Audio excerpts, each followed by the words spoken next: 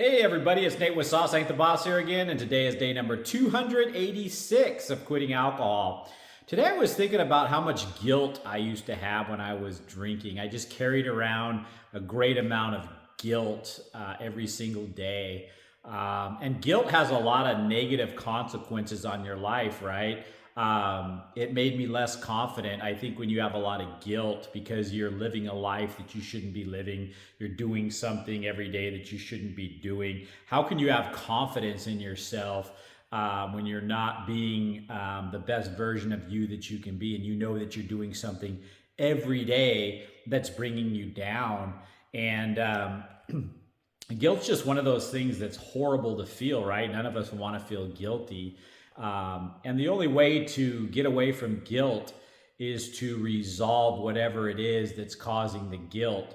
For me, it was my drinking, hands down. That was my one vice, the one bad thing that I was doing in my life that was basically making other bad things happen, like lack of confidence, like guilt. And the minute that I put down the alcohol and I started to live life without it, the guilt slowly started to fade away. And just got back from a hike with my wife, and I was just telling her how I just don't have that burden of guilt anymore. I just walk around with my, life free. I feel just like that ball and chain of guilt is gone. That burden's been lifted off my shoulders.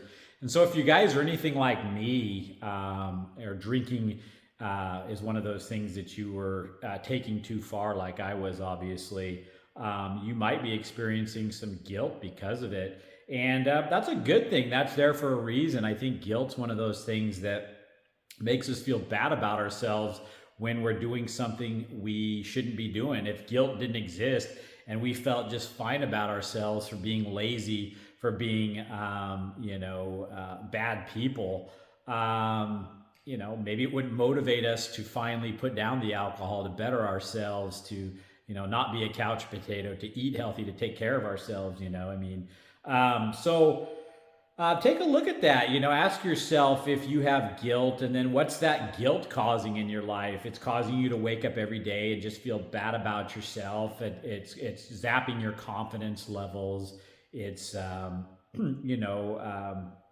I carried a lot of shame, because of my drinking. Guilt and shame are kind of hand in hand, I think. I was embarrassed about how much I was drinking, and I didn't want other people to know because I was ashamed of it. And, at some point you have to, maybe you don't have to admit to the world like I've done here, but you have to at least admit to yourself that you're doing something that's detrimental, and you know that you're not supposed to be doing it anymore, and yet you're continuing to do it. And see that and start there and go, okay, I've got a problem. I need to take care of this. And it may not happen instantaneously. I mean, alcohol is one of those things that's a little challenging to stop once you're head over heels into it, like I was, but you're never going to move forward with quitting if you aren't willing to at least take that first step and go, hey, I'm out of control here. I've got a problem. I'm compelled to do this. I need to make a change. I need to start working on this. I need to figure this out.